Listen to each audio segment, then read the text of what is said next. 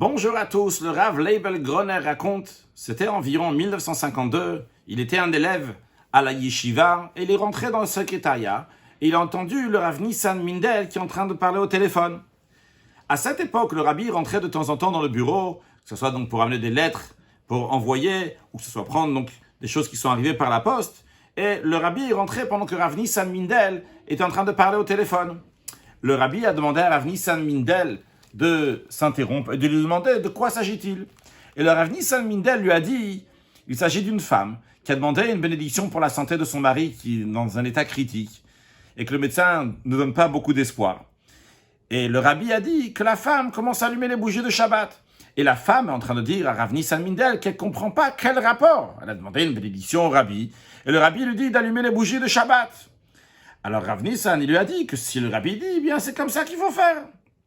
Alors le Rabbi lui a dit, dis-lui, ma question à moi, le Rabbi, j'ai une question pour elle. Pourquoi elle s'est tournée vers moi? Elle sait très bien que je ne suis pas un médecin. Seulement quoi? Elle pense qu'Hachem m'a donné des forces particulières pour donner des bonnes réponses et des bons conseils pour bénir les gens. Alors, qu'est-ce que ça change maintenant si elle comprend ou pas quel rapport entre l'allumage des bougies et la guérison de son mari? Si elle va allumer les bougies de Shabbat, eh bien, ça va amener une bénédiction pour son mari. Le Rabbi lui a dit, bien sûr, de lui dire ça gentiment, sans s'allonger, mais lui dire en tous les cas que c'est comme ça qu'il faut faire. Un mois plus tard, cette femme a rappelé le secrétariat. Elle a dit, j'ai entendu ce que le Rabbi m'a dit, j'ai compris qu'il ne faut pas que je comprenne, donc j'ai fait. Et en effet, j'ai allumé les bougies de Shabbat. Et lorsque je suis arrivé après dimanche à l'hôpital, j'ai demandé au médecin comment va mon mari. Ils m'ont dit, écoutez, il y a déjà quelque chose de nouveau, c'est que la situation ne s'aggrave pas. C'est déjà bien.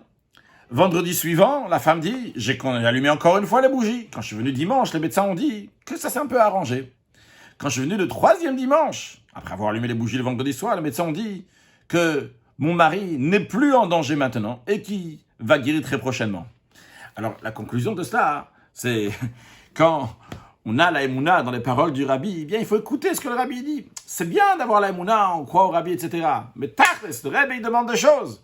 Alors, en tant que chassidim, quand le Rabbi nous demande, eh bien, il faut faire. On comprend pour qu'est-ce que ça fait, on ne comprend pas qu'est-ce que ça fait.